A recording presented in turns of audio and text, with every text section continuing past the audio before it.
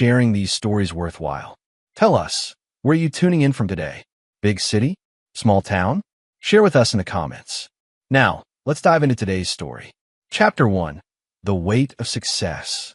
Jack Thompson rolled his shoulders, easing the tension that had built up during the hours of preparation for Secure Tech's biggest product launch. The conference room buzzed with anticipation as his team made final adjustments to their demonstration setup. Screens displayed real-time data streams, each pixel representing months of dedication and countless sleepless nights. Systems check complete, Mr. Thompson, Sarah Chun, his lead developer, announced. Her fingers danced across the keyboard, running through the final diagnostic tests. The neural network is responding perfectly to all test scenarios. Jack nodded, adjusting his navy blazer.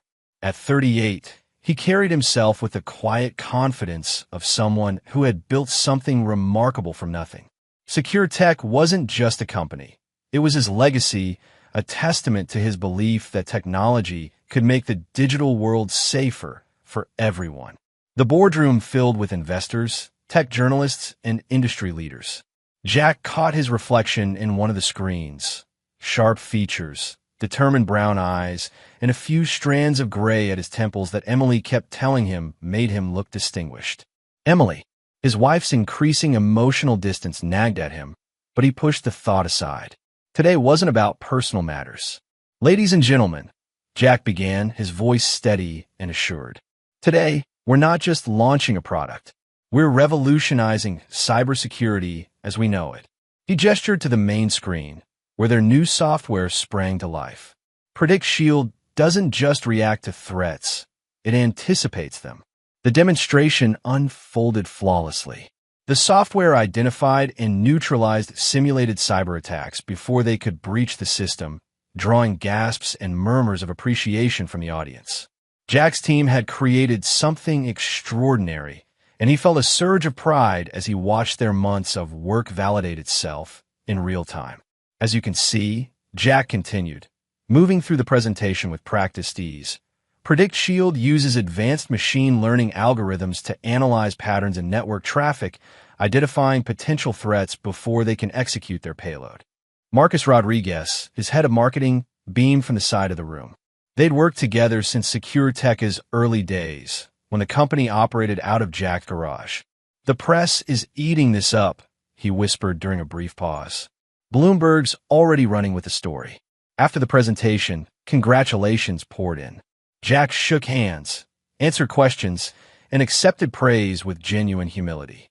A young developer from his team approached, practically vibrating with excitement. Mr. Thompson, that was incredible. The developer's enthusiasm reminded Jack of himself at that age. The way Predict Shield handled that complex attack vector in the third demonstration, I've never seen anything like it. Jack smiled, placing a hand on the young man's shoulder. This is just the beginning. We're making the digital world safer, one innovation at a time. You're a legend, Jack, another employee chimed in.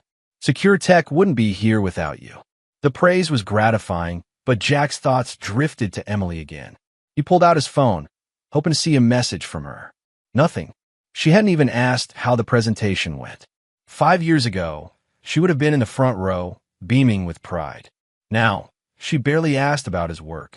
As the crowd thinned, Sarah approached with a tablet displaying the first batch of performance metrics. The system's exceeding all our projections, Jack. Look at these response times. Jack studied the data, but his mind wandered to the growing distance between him and Emily. He needed to do something about it. Tonight, he decided. Tonight, he'd make an effort to reconnect. The drive home was quiet, giving Jack time to plan. He'd suggest that new Italian restaurant Emily had mentioned wanting to try. They could really talk like they used to. Maybe he could understand what had changed between them. Their house was dark when he pulled into the driveway. Inside, he found Emily in her home office, surrounded by graphic design mock-ups for her latest freelance project. She barely looked up when he entered. Jack said, leaning against the doorframe. How about we try that new Italian place tonight? The one you mentioned last month. Emily's fingers continued moving across her tablet, her attention fixed on the screen. Oh, Jack, I can't. I promised to meet Sarah for coffee. She finally glanced up, but her expression was distant. Maybe another time? Jack felt the familiar sting of rejection. Sure, no problem. How about tomorrow? I'll have to check my schedule.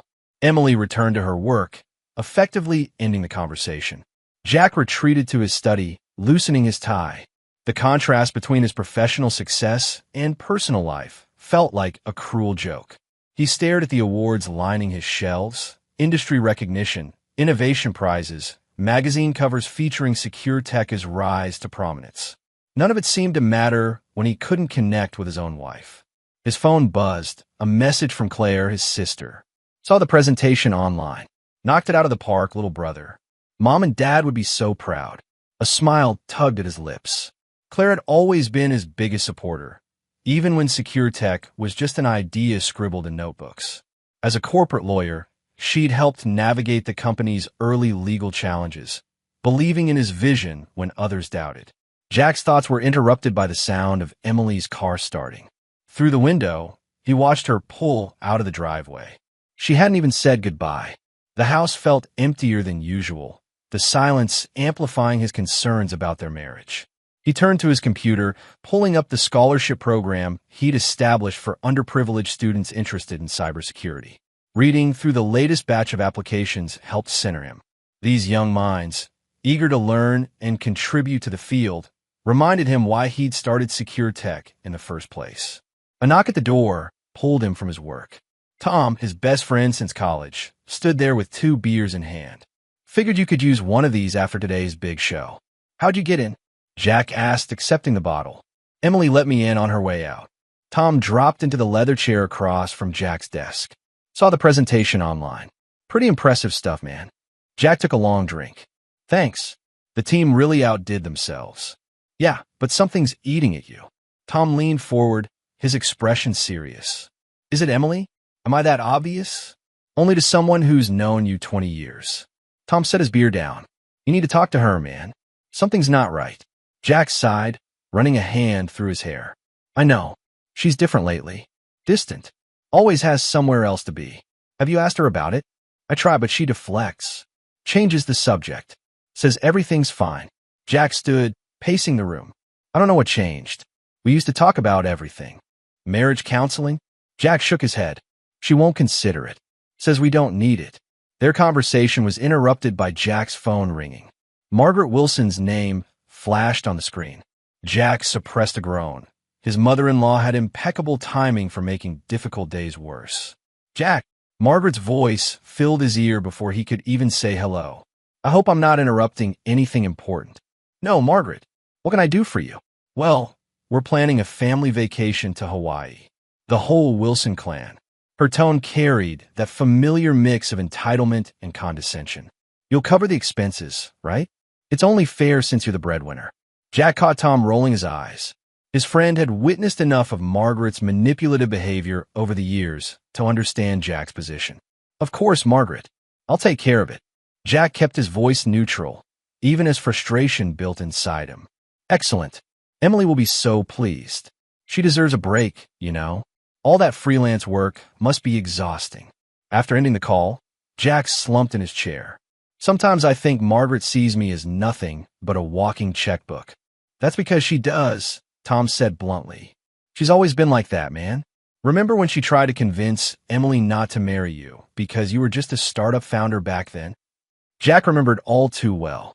Margaret had never approved of him, despite, or perhaps because of, his success. She came from old money and viewed self-made people like Jack with barely concealed disdain. Later that night, after Tom left and Emily still hadn't returned, Jack sat alone in his office. Photos on his desk captured happier times. His wedding day, the opening of Secure Tech's first real office, vacation snapshots from before things changed. He traced Emily's smile in one of the pictures, trying to pinpoint when that genuine joy had faded from their relationship. His childhood memories surfaced, growing up in a modest household, watching his parents work multiple jobs to make ends meet. They'd taught him the value of hard work and integrity, lessons that guided him through college and the challenging early days of Secure Tech. Emily had been there for much of that journey, supporting his dreams despite her privileged background. But lately, she seemed more influenced by Margaret's materialistic values. The clothes, expensive spa treatments, lavish parties, all things Margaret insisted were essential for maintaining their social standing. Jack had never cared about such things, preferring to focus on making a real difference in the world. His phone buzzed again, Claire checking in. Just wanted to make sure you're not working too late. The scholarship program can wait until tomorrow. Jack smiled at his sister's concern. Just thinking, Claire. Thanks for having my back today. Always will, little brother. You're doing good, Jack. Don't let the stress get to you. As midnight approached, Jack heard Emily's car in the driveway. She entered quietly, probably assuming he was asleep. He considered going downstairs, trying once more to talk to her, but something held him back. The late nights, the secretive phone calls, the emotional distance. It all pointed to something he wasn't ready to confront. Instead, he pulled up the Hawaii vacation details on his laptop. If Emily needed this trip to be happy, he'd make it happen. But something in his gut told him to pay attention, to watch carefully. Maybe the tropical paradise would reveal what was really happening in his marriage. Jack closed his laptop and stood by the window, looking out at the city lights. He'd built secure tech from nothing, protected countless people from cyber threats, helped students achieve their dreams through his scholarship program. Yet here he was, unable to protect what mattered most, his marriage. Tomorrow would bring new challenges at Secure Tech, more innovations to develop, more lives to impact. But tonight, in the quiet of his study, Jack Thompson resolved to uncover the truth about his wife's changed behavior, whatever the cost. Chapter 2. The Hawaiian Tipping Point. The Maui breeze carried the scent of plumeria as Jack watched the Wilson family descend upon the Four Seasons resort like a well-dressed hurricane. Margaret led the charge, luggage trailing behind her, while Emily hung back, focused on her phone as usual. Jack observed them all with newfound awareness, noting every interaction, every whispered conversation.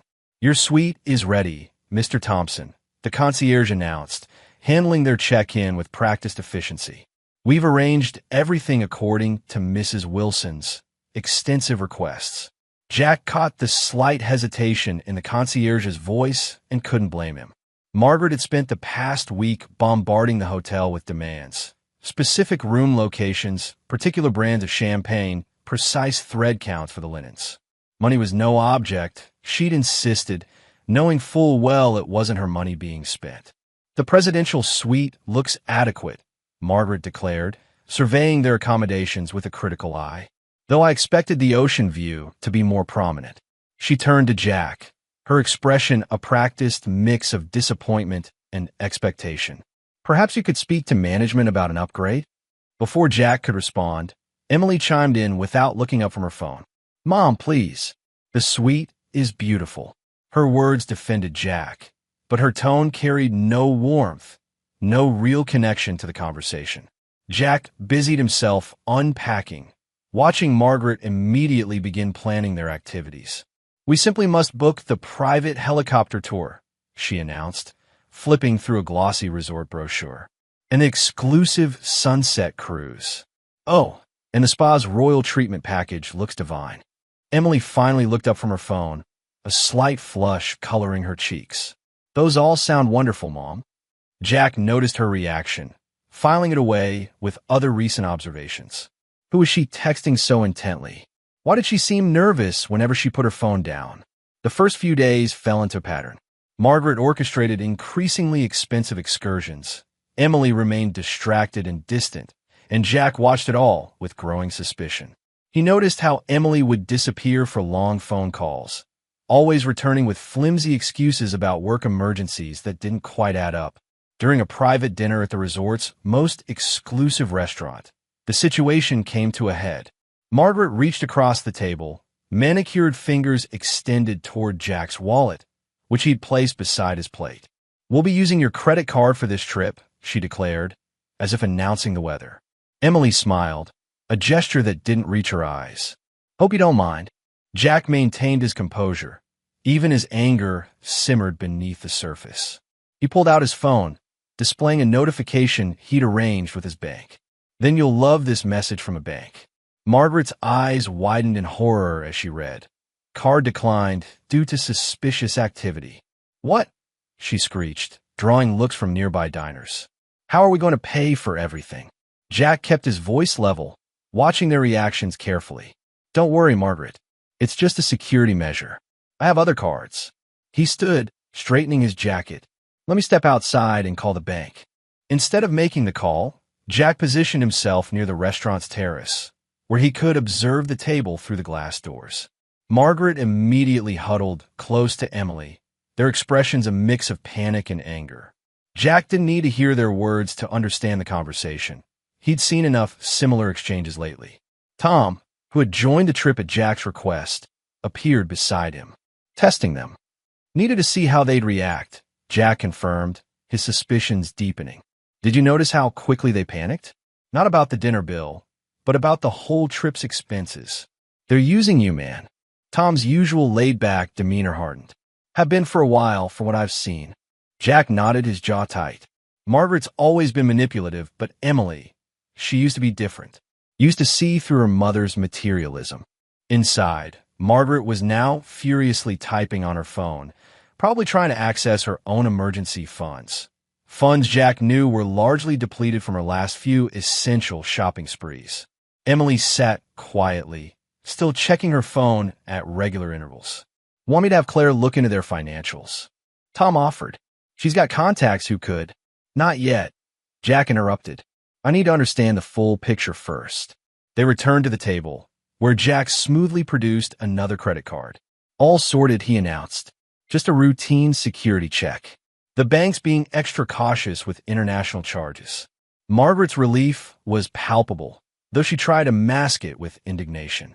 Well, they should have warned you. We could have been embarrassed. Because that's what matters, right?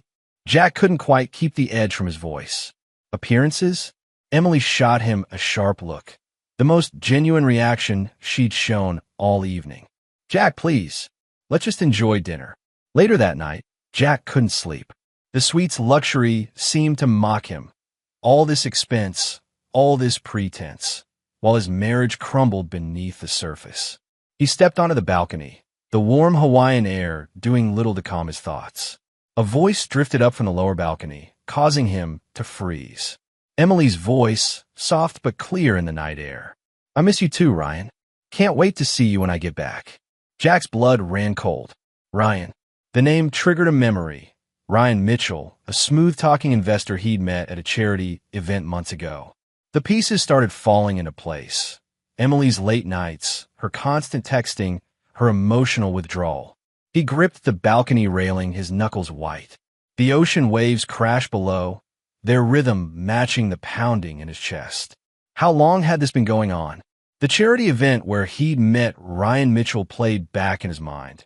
Emily's unusual interest in the conversation, the way she'd lingered at the investor's table. Jack slipped back inside, careful not to make a sound. The suite's luxury now felt suffocating.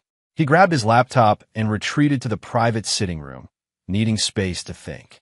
Claire's text arrived as if she'd sensed his distress. Can't sleep? Something's bothering you, isn't it? Need your advice, Jack typed back. When you have time tomorrow. It's about Emily. Tom found him there in the morning, still processing what he'd overheard. His friend took one look at his face and closed the door behind him. I think Emily's cheating, Jack said, his voice low. I heard her talking to someone named Ryan last night. Tom's expression hardened. Ryan Mitchell? That investor with the fake smile and suits. You need to find out, man, Tom urged, pulling up a chair. Don't let them walk all over you. Claire arrived moments later, having received Jack's message. Her legal mind was already working on possibilities. If it's true, I'll help you legally, Jack. No one messes with my brother. Jack appreciated their support, but he needed more than suspicions. He needed proof. The tech expert in him knew that emotions couldn't drive his decisions. He needed data, evidence, a clear picture of what he was dealing with. The group breakfast that morning was an exercise in restraint. Jack watched Margaret and Emily whispering, their heads close together over their coffee cups. He positioned himself at the next table, pretending to be absorbed in his phone while straining to hear their conversation. Jack's too focused on work, Margaret said, her voice dripping with disapproval. You deserve someone who appreciates you, like Ryan. Emily nodded, accepting her mother's manipulation without question. The Emily he'd married would have defended him, would have seen through Margaret's schemes. This Emily, this stranger wearing his wife's face, simply agreed. The rest of the morning passed in a blur of scheduled activities. Jack went through the motions, playing his part while his mind worked on multiple levels. He thought about the scholarship program he'd built, the students whose lives he'd changed. He thought about his company's success, built on innovation and integrity. He'd faced challenges before, overcome obstacles that seemed insurmountable. Now, he faced a different kind of challenge. A personal betrayal that cut deeper than any business setback. But he wouldn't confront Emily yet. That would be premature. He needed to understand the full scope of the situation. Tom pulled him aside during a break between activities. What's the plan, Jack? For now, we watch and gather information, Jack replied, his voice steady. I need to know exactly what I'm dealing with. Claire added her perspective during a private moment by the pool. Document everything, Jack. Times, dates, conversations. If this goes where I think it's going, we'll need records. The vacation continued, a carefully choreographed performance of family harmony. Jack played his role perfectly, maintaining the facade while observing every detail. He noticed how Emily's phone always faced down, how she stepped away for calls, how her excuses became increasingly elaborate. Margaret continued her financial demands, each one a test of Jack's patience. She ordered the most expensive wines, booked extra excursions, treated the resort staff like personal servants, all while smiling at Jack with barely concealed contempt. On their final night in Hawaii, Jack sat alone on his balcony, looking out at the same view that had revealed his wife's betrayal. The pieces of his life lay before him like a complex puzzle. His successful company, his philanthropic work, his marriage built on what he now realized were shifting sands. He thought about his parents, their modest life filled with love and integrity. They'd taught him to work hard, to help others, to stand up for what was right. Now he would need those lessons more than ever. Tom found him there, offering silent support. Whatever you need, buddy. We got your back. I know, Jack said, his decision crystallizing. And I'm going to need it. This isn't just about Emily's betrayal anymore. It's about standing up for myself, for everything I've built. Claire joined them, her legal pad already filled with notes. We'll handle this right, Jack. No rushed decisions, no emotional reactions. We'll get the truth, and then we'll decide how to proceed. As the Hawaiian sun set on their last evening, Jack Thompson felt a strange sense of clarity. He'd come to paradise seeking answers, and he'd found them, though not the ones he'd hoped for. His wife was having an affair, his mother-in-law was manipulating them both, and his marriage was built on a foundation of lies. But he was Jack Thompson, the man who'd built secure tech from nothing, who'd helped countless students achieve their dreams, who'd faced down corporate giants and won. He would handle this situation with the same strategic thinking and determination that had made him successful. The flight home loomed ahead, but Jack was ready. He had his siblings' support, a clear mind, and a growing resolve. Let Emily keep her secrets for now. Let Margaret play her games. Jack would bide his time, gather his evidence, and when the moment was right, he would act. As they packed for their return journey, Jack caught Emily watching him with an unreadable expression. For a moment, he saw a flicker of the woman he'd married, or perhaps just a ghost of what he'd thought she was. Either way, it was too late. The trust was broken, the damage done. Tom helped him load the last of the luggage, understanding in his eyes. Ready to head back? More than ready, Jack replied, his voice firm. Time to face reality. The Hawaiian paradise had served its purpose, though not the one intended. Instead of a family vacation, it had become the catalyst for truth, the moment when illusions shattered and reality emerged. Jack Thompson boarded the plane home a changed man, not broken, but stronger, clearer in his purpose, and determined to handle what lay ahead on his own terms. Chapter 4. The Seeds of Doubt. The Secure Tech office hummed with activity as Jack installed the final components of his surveillance system. The same technology that protected corporations from cyber threats would now reveal the truth about his wife's betrayal. His fingers moved across the keyboard, each keystroke bringing him closer to undeniable proof. The tracking software's ready, Saracen reported, unaware of its true purpose. The detection algorithms are running at optimal efficiency. Jack nodded, his expression neutral. Good work, Sarah. Let's run a final diagnostic. In his car, the listening devices blended seamlessly with the existing electronics. The home system was equally sophisticated, a network of hidden microphones and cameras that would catch what Emily thought were private conversations. Jack had become the predator instead of the prey, and his tech expertise was his weapon. The first recording came through that evening. Emily's voice filled his office, clear and damning. Once we divorce Jack, we'll live off his money. Ryan's laughter followed, rich with arrogance. He's clueless. We'll bleed him dry. Jack's hands curled into fists, but his mind remained sharp. Each word they spoke was evidence, ammunition for the battle ahead. He played the recording for Claire, who took detailed notes. This is good, she said, her legal training evident in her analysis. But we need more. Keep gathering evidence. Tom arrived with coffee, his presence a steady support. You're handling this better than I would, man. I'd have confronted them already. Patience, Jack replied, pulling up another audio file. Listen to this. Margaret's voice emerged from the speakers. Ryan's a better match, Emily. Jack's too boring for you.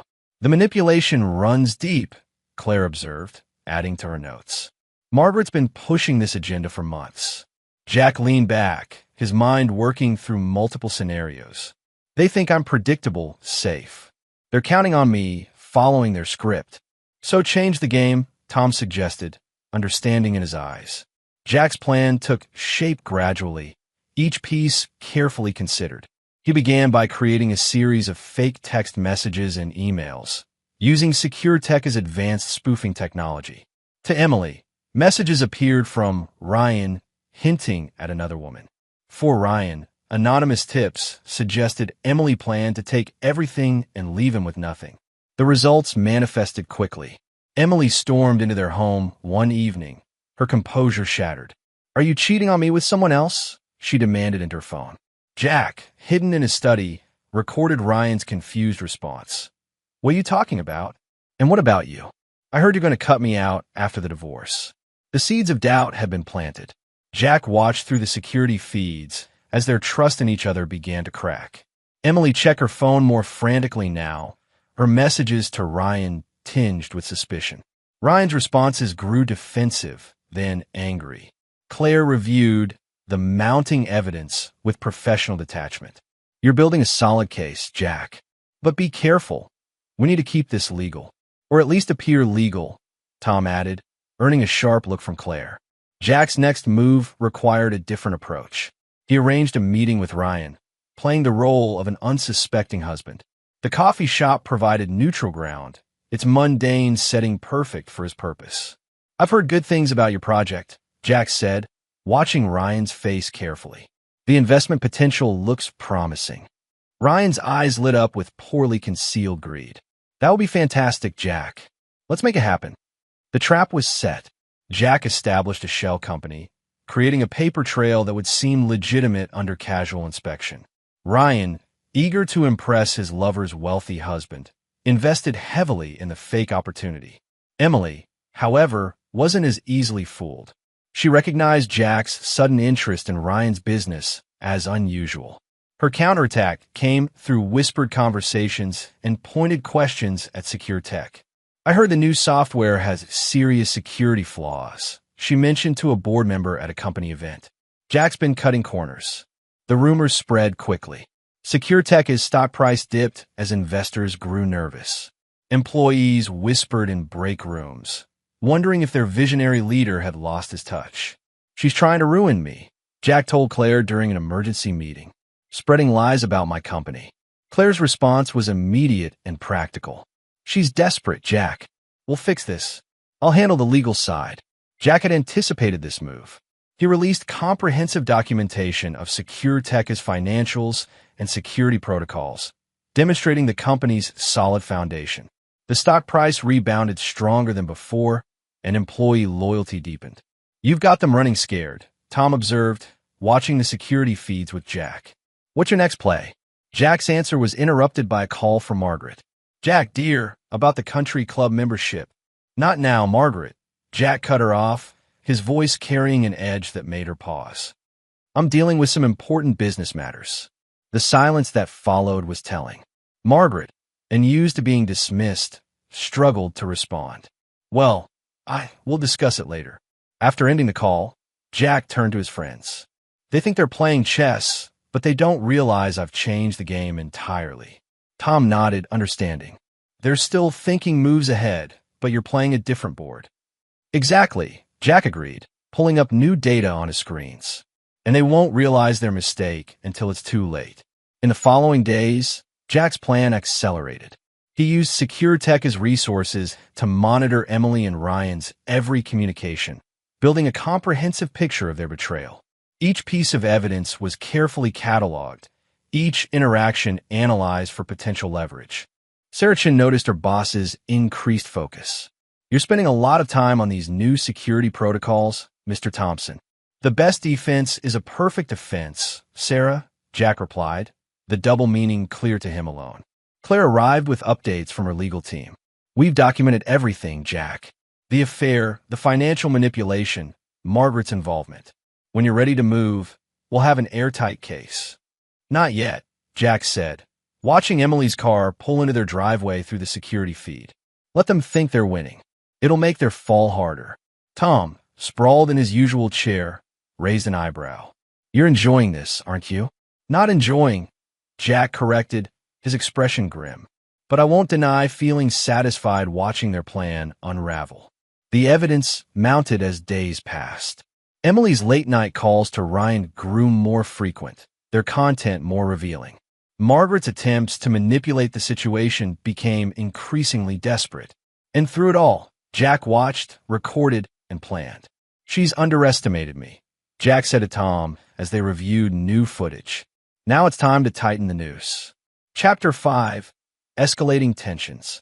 The first cracks in Emily and Ryan's relationship appeared exactly as Jack had planned. His carefully crafted disinformation campaign bore fruit as Emily discovered evidence of Ryan's infidelity.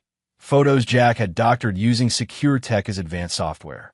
Their argument echoed through Jack's surveillance system. "You're a liar, Ryan," Emily shouted into her phone.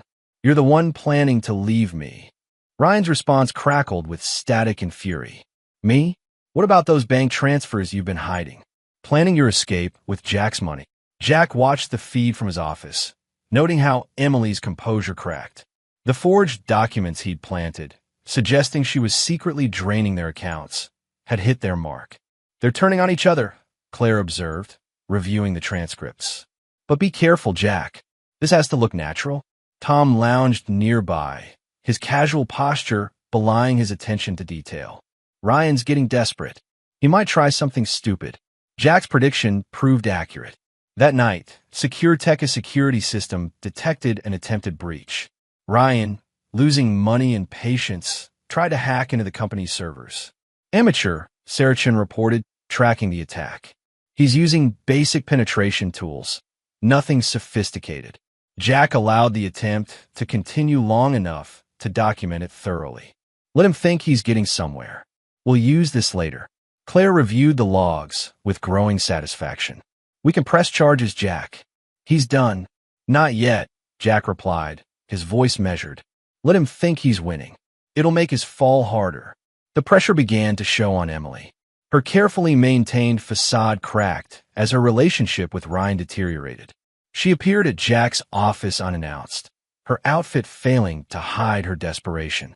"I'm sorry, Jack," she pleaded, tears threatening to fall. "I made a mistake. Please, let's work this out."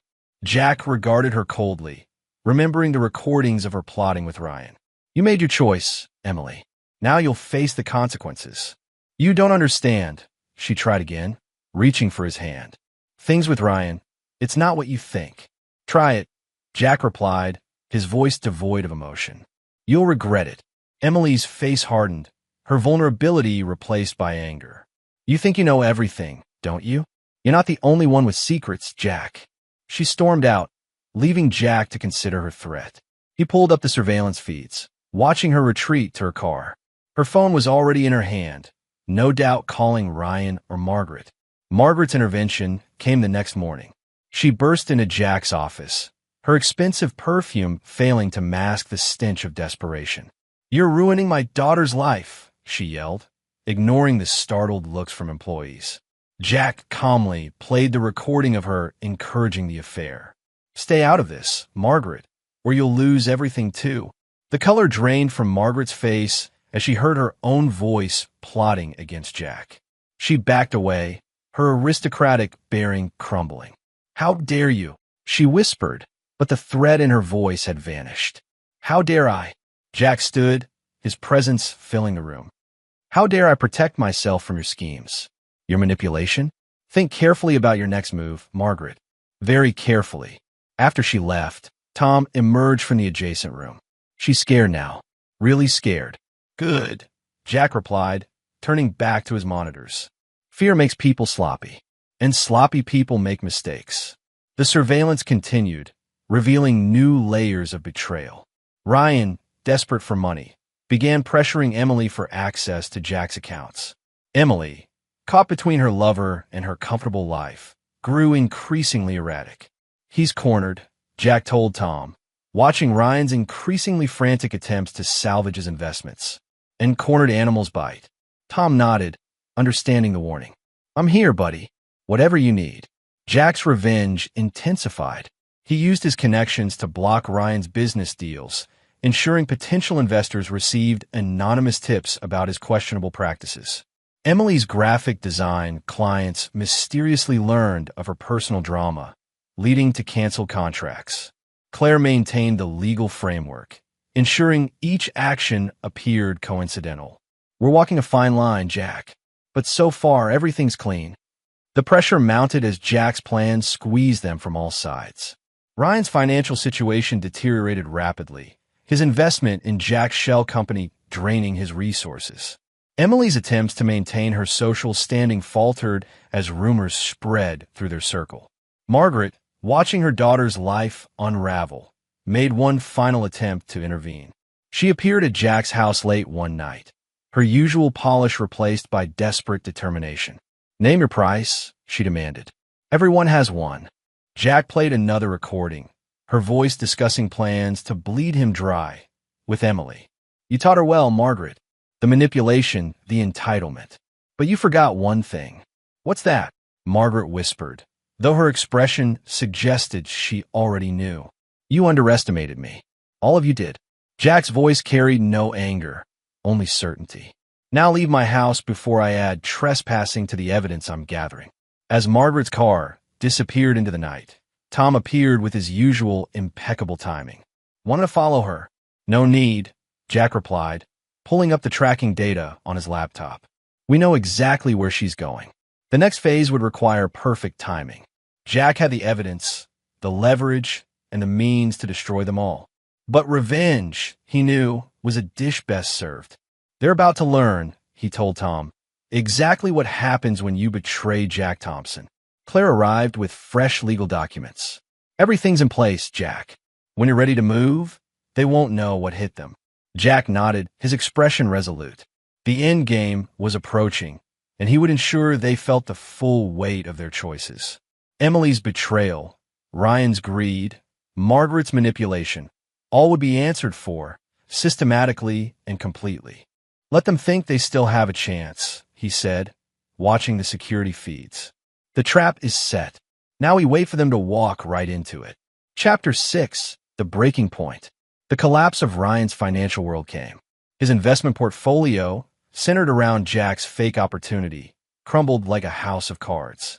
Creditors descended, freezing accounts and demanding immediate payment. "You dragged me into this mess," Ryan shouted at Emily during a meeting Jack observed through his surveillance network. "You said he'd never figure it out." Emily, her composure shattered, fought back. "You're the one who wanted Jack's money. Don't blame me for your failures." The argument spiraled, each accusation driving them further apart. Jack watched from his office, Tom and Claire bearing witness to the implosion they'd orchestrated. "They're turning on each other faster than we expected," Claire noted, adding to her legal documentation. Tom grinned. Amazing what money problems do to a relationship built on greed. Emily appeared at Jack's office the next day, her outfit unable to hide her desperation. "Just give me enough to start over," she begged. "I'll sign whatever you want." Jack's laugh carried no humor. "You think you deserve anything? You'll get nothing, Emily. Nothing." Her face contorted with rage. "You can't do this to me. I'll tell everyone about your secrets, your dirty dealings." "Try it," Jack replied calmly. "See how that works out for you." Emily stormed out, but Jack knew her next move before she made it. The security cameras caught her approaching his car that evening, tools in hand. Tom stepped out of the shadows, phone recording. "You're done, Emily," Tom said, calling the police. "Jack sends his regards." The media coverage began the next day. Anonymous sources leaked photos of Emily and Ryan's affair, their secret meetings now public knowledge. Social media exploded with speculation, their reputations shredding in real time. Margaret's desperate attempt to salvage the situation backfired spectacularly. "I never approved of this," she claimed to their social circle, disowning Emily in a bid to save her own standing. Jack released more evidence gradually, each revelation calculated for maximum impact. Ryan's fraudulent business practices came to light. Emily's attempts to sabotage secure tech were exposed. Margaret's manipulation unraveled in documented detail. The final confrontation came late one night. Security alerts pinged on Jack's phone. Ryan had broken into the house, drunk and desperate. "Come out and face me," Ryan shouted, stumbling through the darkness. Jack, prepared for this moment, activated the house's security systems. Cameras recorded as Ryan lunged forward, only to be dropped by Jack's precisely aimed taser. Police sirens wailed in the distance as Emily arrived, drawn by Ryan's frantic messages. She found him handcuffed, Jack calmly explaining the break-in to officers. "You planned this, didn't you?" she accused, comprehension dawning in her eyes. Jack nodded once. "You forced my hand." As Ryan was led away, Margaret appeared, her final power play ready. But Jack was prepared for her too. He produced documents detailing her financial misdeeds, years of tax evasion, and hidden accounts. "Stay out of this, or you'll go down too," he warned. Margaret retreated, her influence shattered, her machinations exposed. Tom approached as the police cars disappeared. "It's done, buddy. They're finished." Jack watched the night reclaim its silence. His revenge had been precise, calculated, and complete. Emily, Ryan, and Margaret had played their games, thinking him an easy mark. They'd never suspected that their target would become their destroyer. "Not quite finished," he corrected, turning to Claire. "But close. Very close." The night stretched ahead as Jack returned to his office. The security feeds showed Emily pacing in their home, making frantic calls that went unanswered. Her social circle had crumbled, her lover was in jail, and her mother had abandoned her. "We should document her reaction," Claire suggested, setting up additional recording equipment. Everything could be relevant later. Tom brought coffee, his expression thoughtful. "She's going to try something else. You know that, right?" "Let her," Jack replied, reviewing the footage of Ryan's arrest. "Each move she makes just gives us more ammunition." The next morning brought fresh challenges. Emily launched a desperate campaign to salvage her reputation, reaching out to Jack's board members with wild accusations about his business practices. "He's unstable," she claimed in emails that Jack intercepted. "He's using company resources for personal vendettas." Jack countered with a masterful presentation to the board, demonstrating how his security measures had protected the company from corporate espionage, conveniently highlighting Ryan's attempted breach of their systems. "Mr. Thompson's actions have saved this company millions," Sarachin testified, unaware of the personal drama behind the security upgrades. "His foresight in detecting and preventing threats is unprecedented." The board's support strengthened, Emily's accusations backfiring spectacularly. She retreated to her mother's house, only to find Margaret's doors closed to her. "You've ruined everything," Margaret spat through the intercom, Jack's surveillance catching every word. "I can't be associated with this scandal." Claire reviewed the mounting evidence with professional satisfaction.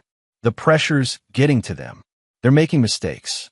More than mistakes, Tom added, replaying footage of Emily's attempted car sabotage. They're self-destructing. Jack's phone buzzed with updates throughout the day. Ryan's lawyer attempted to negotiate, offering information in exchange for leniency. Margaret's social circle imploded as more of her manipulations came to light. Emily's design clients canceled contracts en masse. "Your reputation's actually improving through this," Claire noted, showing Jack the latest media coverage. The wronged husband who protected his company from corporate theft. The narrative twisted perfectly to Jack's advantage. His employees rallied around him, productivity soaring as they worked to prove their loyalty. The stock price climbed higher, investors impressed by SecureTech's robust security measures. "You've turned their attack into an advantage," Tom observed, watching the company's value tick upward. "Pretty impressive, man." Jack allowed himself a moment of satisfaction. "They thought they could use my success against me. They never understood what made me successful in the first place." The evening brought one final confrontation. Emily appeared at his office, mascara streaked across her face, clutching printed emails and photos. "I'll expose everything," she threatened, waving the papers. "Every dirty deal, every secret meeting." Jack remained seated, calm in the face of her hysteria. "You mean these deals?"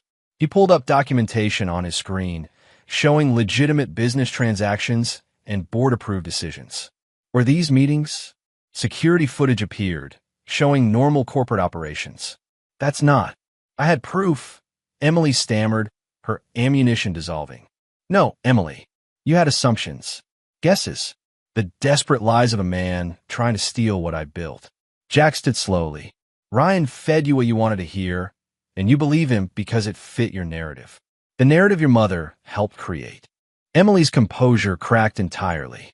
"I never meant. It wasn't supposed to." "Get out of my office," Jack said quietly. "You've lost. Accept it." As she fled, Tom emerged from the shadows. "Think she's finally got the message?" "She has no choice now." Jack turned back to his monitors, watching Emily's car speed away. "They've lost everything they tried to take from me. Their reputations, their social standing, their financial security."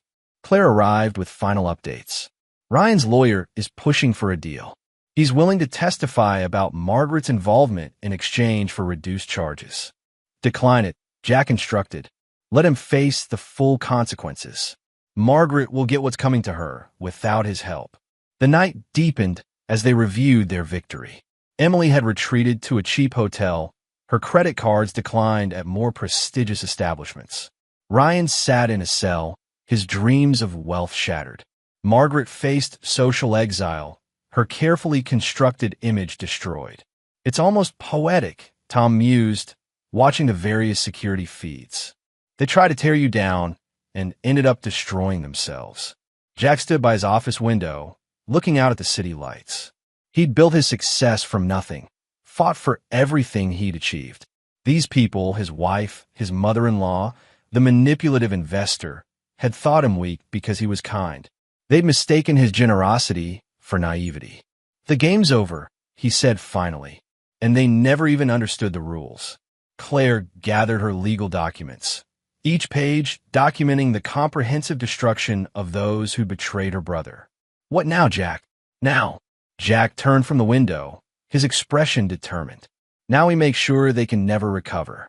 No social comeback, no financial resurrection, no redemption story. Remind me never to cross you," Tom said, only half joking. Jack's phone buzzed with another update. Ryan's bail had been denied, his flight risk too high. Emily's attempts to access their joint accounts had failed, her passwords mysteriously changed. Margaret's country club membership had been revoked, her years of social climbing erased. "They wanted to play games," Jack said, shutting down his monitors. "But they chose the wrong opponent." The second act of Jack Thompson's revenge drew to a close, leaving destruction in its wake. He had dismantled their plots, turned their own weapons against them, and emerged stronger than before. But as he left his office that night, Jack knew this wasn't the end. The final act still awaited, the complete and total resolution that would ensure his enemies never rose again. But that would come later.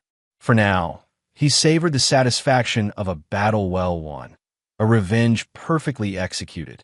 Tom and Claire walked with him to his car, their loyalty unwavering through the storm.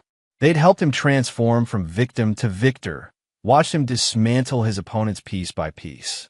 "Get some rest," Claire advised. "Tomorrow brings new challenges." Jack nodded, knowing she was right.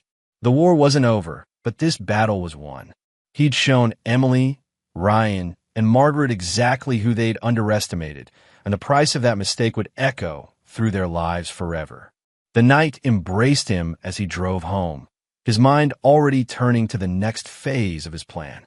But that was a story for another day, another act in this drama of betrayal and revenge.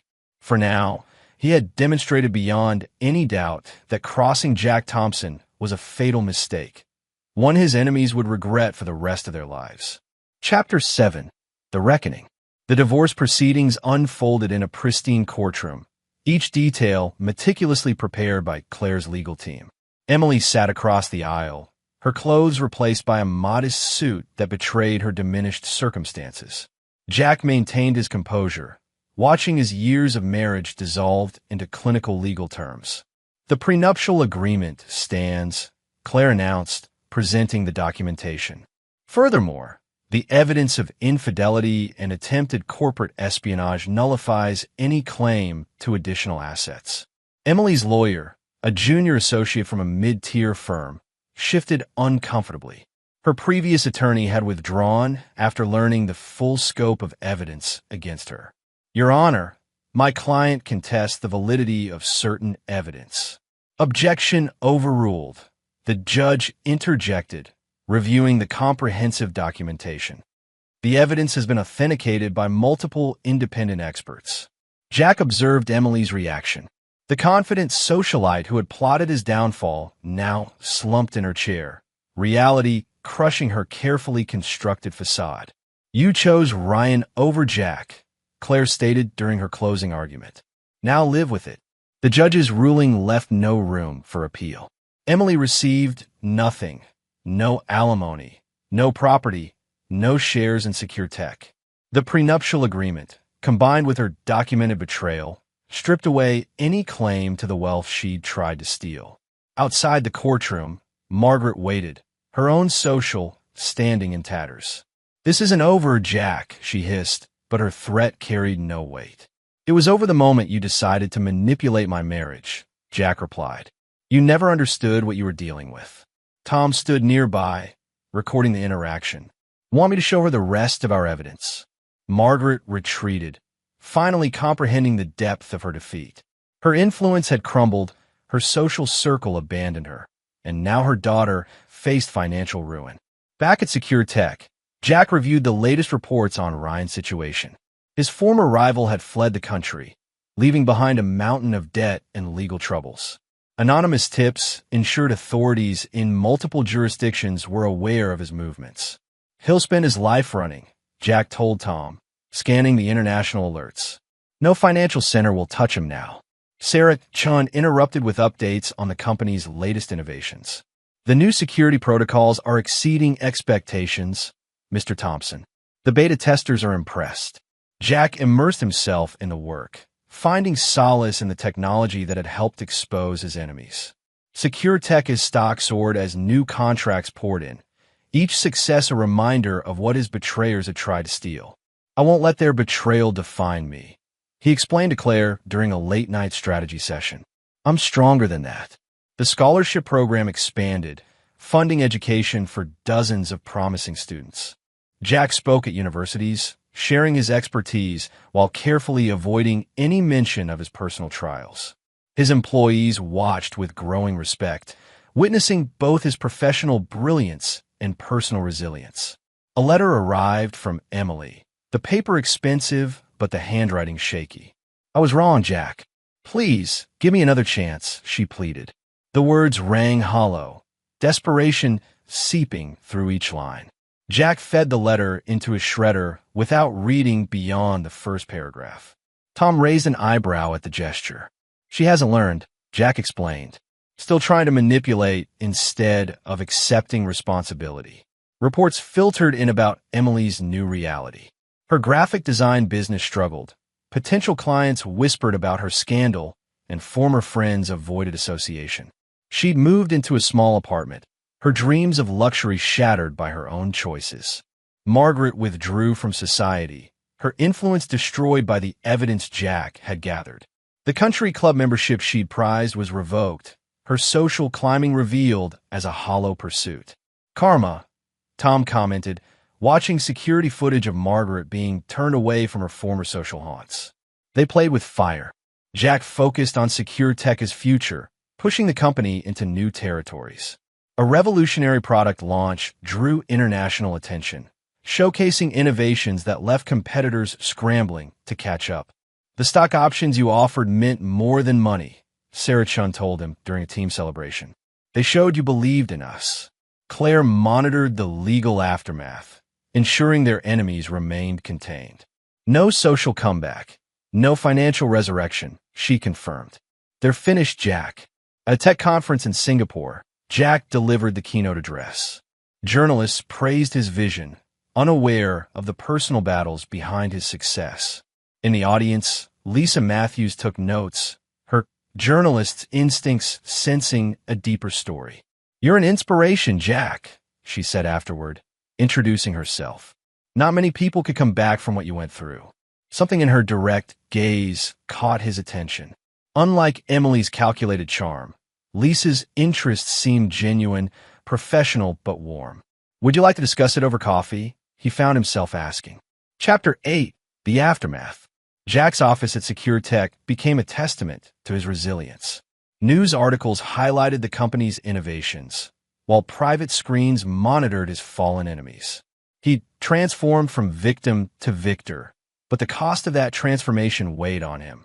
"I won't forgive or forget," he told Tom during their regular strategy meeting.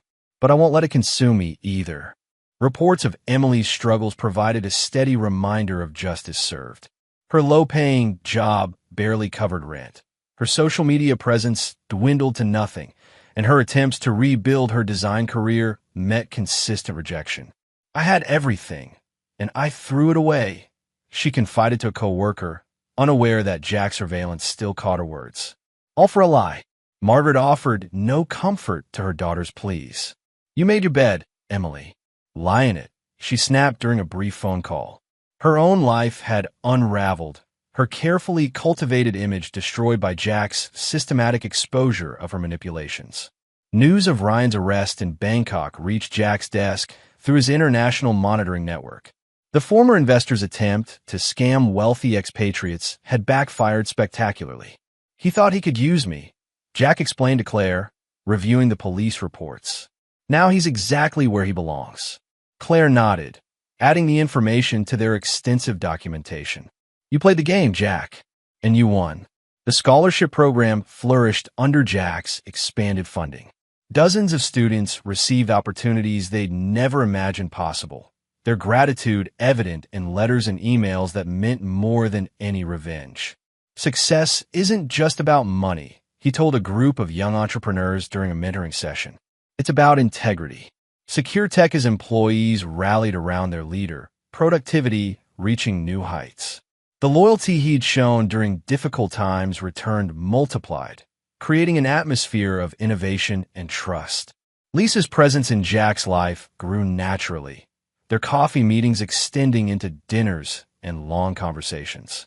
She understood his drive, respected his boundaries, and never pushed for more than he was ready to give.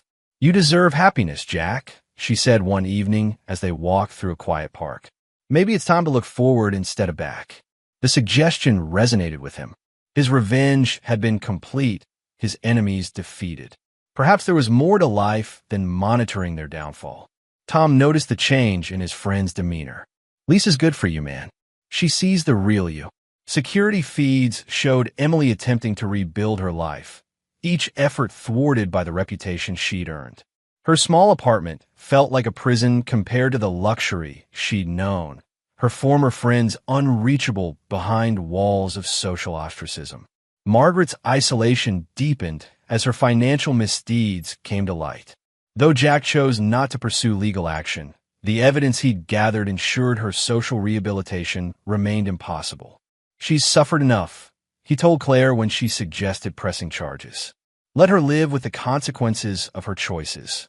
Ryan's life continued its downward spiral. His arrest led to extradition, multiple fraud charges waiting in various jurisdictions. News reports painted him as a cautionary tale, his schemes exposed and his charm revealed as shallow manipulation. He chose this path, Jack reminded Tom as they reviewed the latest updates.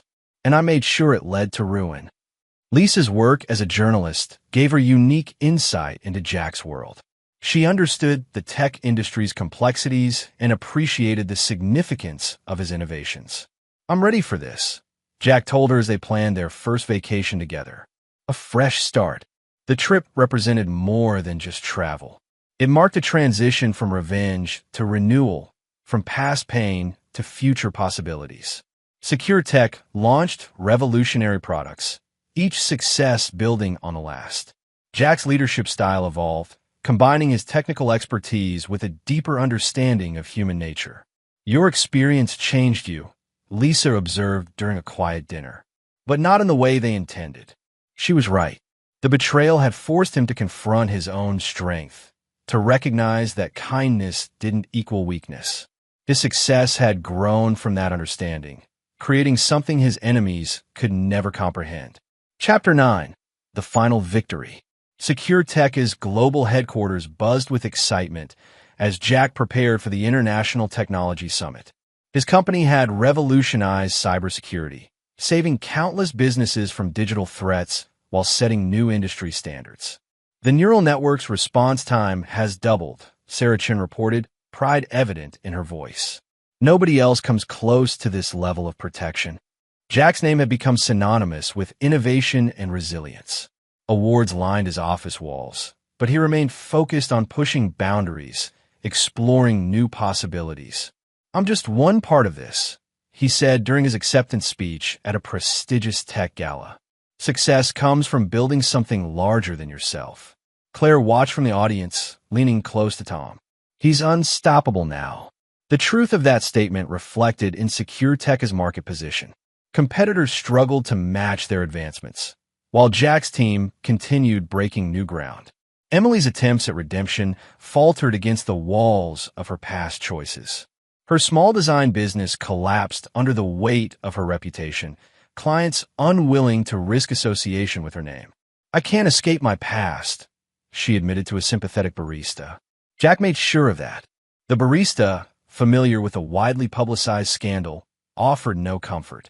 "You heard him, Emily. What did you expect?" Margaret's withdrawal from society became complete as her remaining social connections dissolved. Her once powerful influence evaporated, leaving her alone with the consequences of her actions. Jack's success played on her television screen, a constant reminder of her catastrophic miscalculation. She'd underestimated him, assumed his kindness meant weakness, and paid the price for that mistake. Ryan faced justice in multiple countries, his international scams finally catching up with him. Prison sentences accumulated as authorities unraveled his complex web of fraud. A cautionary tale, financial newspapers declared, documenting his fall from grace. Jack reviewed the reports with detached interest, feeling no satisfaction in Ryan's destruction. The man had chosen his path, pursued greed over integrity, and found his own ruin. Lisa brought balance to Jack's life, her perspective helping him focus on future possibilities rather than past betrayals. Their relationship grew stronger, built on mutual respect and genuine understanding. "I'm here for it," she said simply when he suggested they move in together. All of it. The decision felt right, a step toward something new rather than a retreat from something old. Their shared interests created natural connections, while their differences added depth to their bond. Secure Tech's innovations continued revolutionizing the industry. Jack's leadership style inspired loyalty, his example showing that success and integrity could coexist. "You've built something remarkable," Lisa observed during a company celebration. "Not just the technology, but the culture." She was right. The betrayal that could have destroyed him had instead forced growth, pushed him to excel in ways his enemies never imagined. The scholarship program expanded internationally, offering opportunities to students across the globe. Jack found particular satisfaction in reading their success stories, seeing dreams realized through education and determination. His enemies' attempts to destroy him had failed spectacularly, their own lives shattered by their choices. But Jack's focus had shifted from monitoring their downfall to building his future. "Ready for the next adventure?" Lisa asked as they boarded a plane for a well-earned vacation. Jack looked out the window, seeing not the past shadows but the future's possibilities. He'd faced betrayal, fought back, and emerged stronger. His life hadn't just survived the storm. It had transformed into something better. "More than ready," he replied, meaning it completely. The plane lifted into the sky, carrying them toward new horizons. Jack Thompson, once targeted for destruction, had rebuilt his life on his own terms.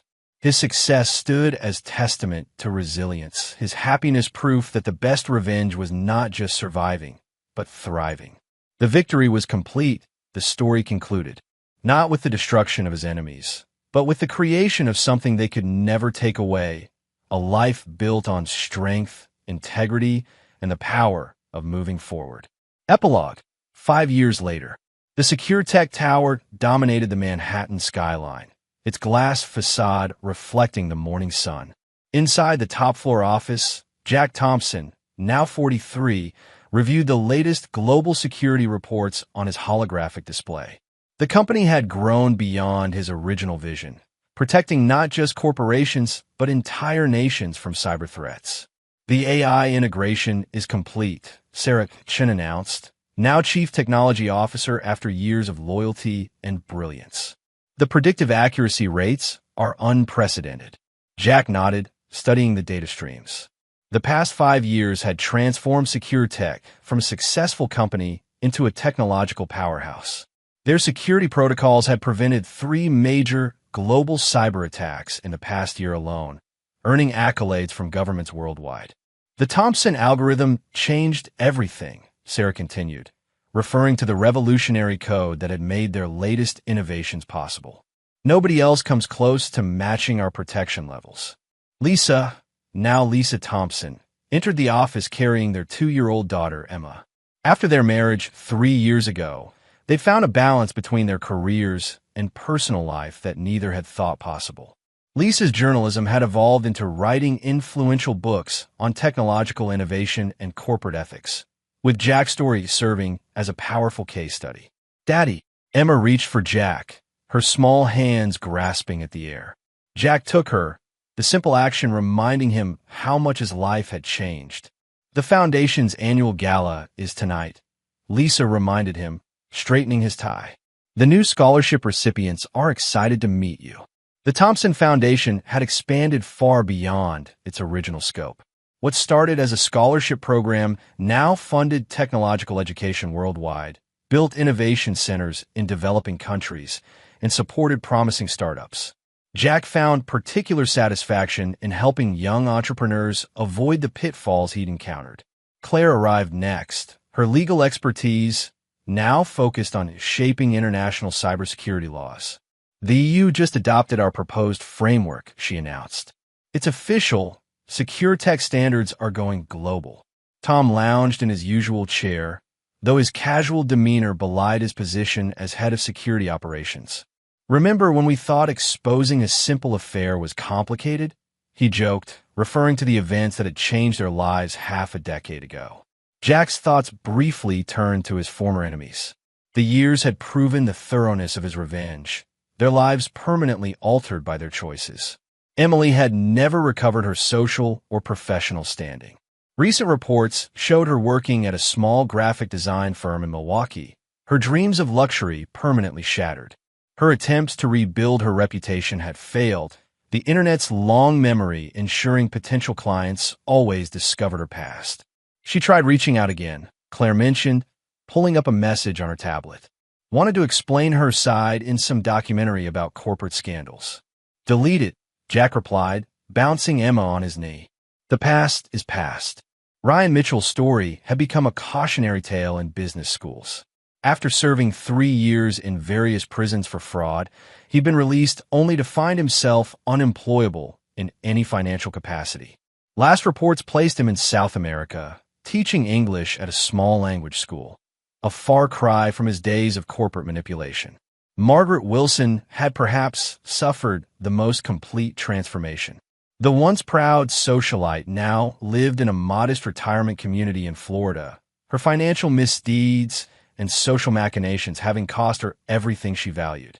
She occasionally appeared in social media posts, unrecognizable from the manipulative force she'd once been. The documentary people contacted her too, Tom added. She actually told them she had no comment. First smart decision she's made in years. Jack's attention returned to the present as Sarah presented the latest breakthrough in quantum encryption. The technology they developed had moved beyond simple corporate security, now protecting critical infrastructure and national defense systems. The NSA contract is just the beginning, Sarah explained, her excitement evident. Think global implementation within 2 years. The Thompson Foundation's headquarters occupied the building's lower floors, a constant stream of innovation and education flowing through its halls. Young developers, engineers, and entrepreneurs found mentorship and support, their dreams nurtured by the resources Jack had established. Lisa's latest book, Digital Renaissance: Innovation and Ethics in the Modern Age, had become required reading in business schools worldwide. Her investigation into corporate culture and technological innovation used Secure Tech's journey as a central case study, though she tactfully avoided the personal drama that had sparked their transformation. The Chinese translation just hit bestseller status, she mentioned, checking her phone. They're particularly interested in the chapters on ethical leadership. Claire's legal work had evolved to match Secure Tech's growth. She now headed a team specializing in international technology law, helping shape the frameworks that govern digital innovation. Her experience with Jack's case had given her unique insights into corporate manipulation and protection. Remember when we thought gathering evidence on a cheating spouse was challenging? She mused. Now we're dealing with state-sponsored cyber warfare. Tom's security division had grown into an elite force, training corporations and governments in advanced threat detection. The skills he developed during Jack's revenge served a greater purpose, protecting institutions from both digital and physical threats. We're running simulations for the Pentagon next week, he reported. They're finally taking private sector innovation seriously. The day's meetings continued, each update demonstrating how far they'd come. Secure Tech's innovations had created thousands of jobs, protected countless institutions, and advanced technological understanding in ways Jack had never imagined during those dark days of personal betrayal. Emma played with her toys in the corner of the office, her presence a reminder of the future rather than the past. Jack watched her, seeing none of the manipulation and greed that had characterized his relationship with Emily. His daughter would grow up understanding the value of integrity, the importance of building rather than taking. The Tokyo office reports another breakthrough, Sarah announced, drawing Jack's attention back to business. The quantum neural network exceeded all benchmarks. The international expansion had been particularly satisfying. Secure Tech's influence now reached every major financial center, their protection extending to institutions Jack's enemies had once hoped to exploit. The irony wasn't lost on him. Their attempt to steal his success had only served to multiply it. Lisa touched his shoulder, understanding in her eyes. Time for the foundation meeting. The new grant recipients are waiting. The Thompson Foundation's meeting room filled with young faces, each representing the future of technological innovation.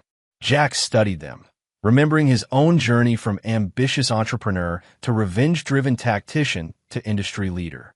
Success isn't just about innovation, he told them, Emma now sleeping peacefully in Lisa's arms. It's about integrity, about building something that serves more than yourself. The lesson had come at a heavy price. but its value was evident in every aspect of his life now. The company thrived not through manipulation, but through genuine innovation. His marriage to Lisa was built on mutual respect and understanding, not social climbing and materialism. The foundation helped others achieve their dreams, turning personal success into widespread opportunity. Claire presented the latest expansion plans, including new innovation centers in developing nations. "We're not just funding education anymore," she explained. "We're creating entire technological ecosystems." Tom's security reports showed the broader impact of their work. Corporate espionage attempts had dropped significantly in sectors using secure tech as protocols. The systems Jack had developed to expose his betrayers now protected thousands from similar manipulation. The predictive algorithms are identifying potential threats before they materialize, he reported. "It's revolutionizing the entire security industry." Sarah's technical teams continued pushing boundaries, their innovations building on the foundation of Jack's original revenge-driven security measures.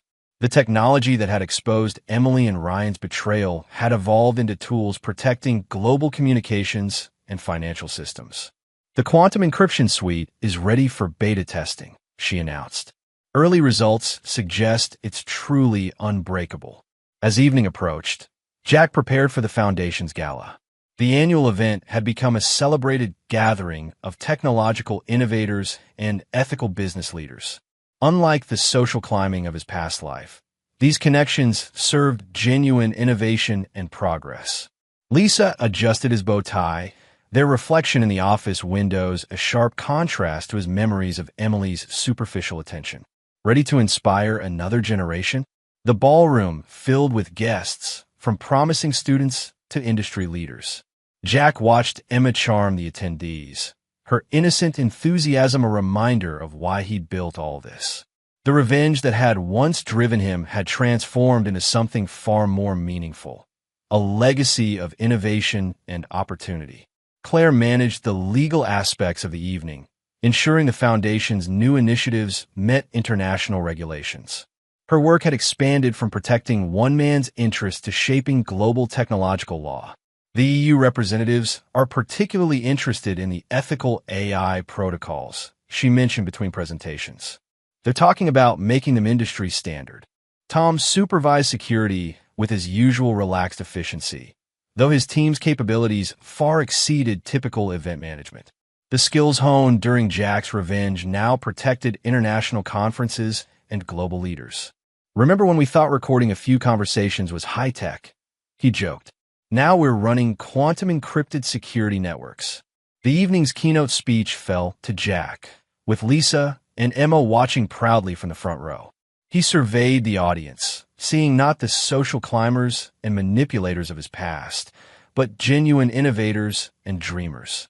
5 years ago, I learned the hard way that success attracts those who would take rather than build, he began.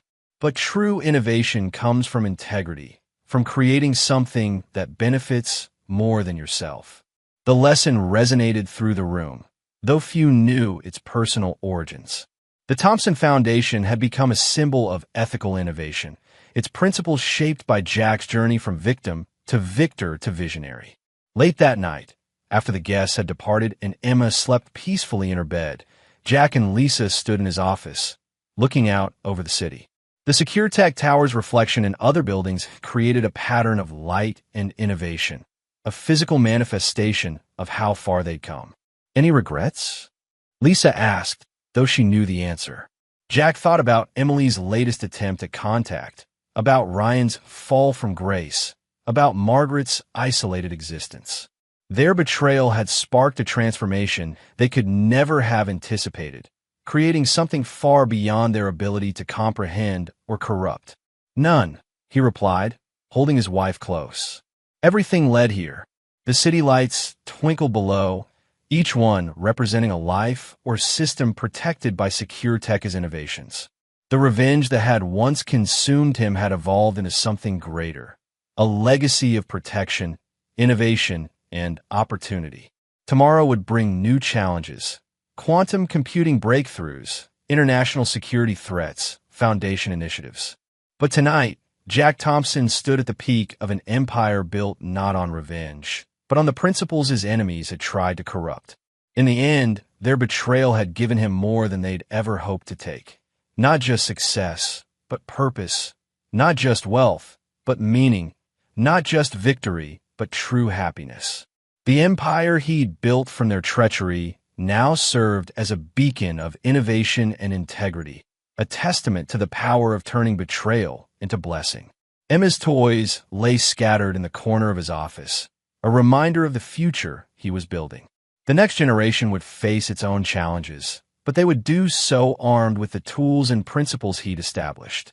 The Thompson legacy would continue not through manipulation and greed, but through innovation and integrity. The night deepened, but secure tech systems continued their vigilant protection, the algorithms born of personal betrayal now guarding global interests. Jack's revenge had evolved into something his enemies could never have imagined, a force for progress, protection, and positive change. In the quiet of his office, surrounded by the empire he'd built from their betrayal, Jack Thompson smiled. The best revenge hadn't been destroying his enemies, but building something they could never touch, never corrupt, never understand. Something that would outlast their schemes and survive their manipulation, serving as a testament to the power of integrity over greed, innovation over destruction, creation over corruption. The future stretched ahead, bright with possibility, while his enemies remained trapped in the consequences of their past choices. Jack had won not just the battle they'd started, but the war for something far more valuable, a legacy worth building, protecting, and passing on. And there you have it. Another story comes to an end. What did you think? I'd love to hear your thoughts in the comments below. If you enjoy this story, consider joining our community by subscribing. It means the world to us. For more stories like this one, check out the recommended videos on screen, and I'll see you there.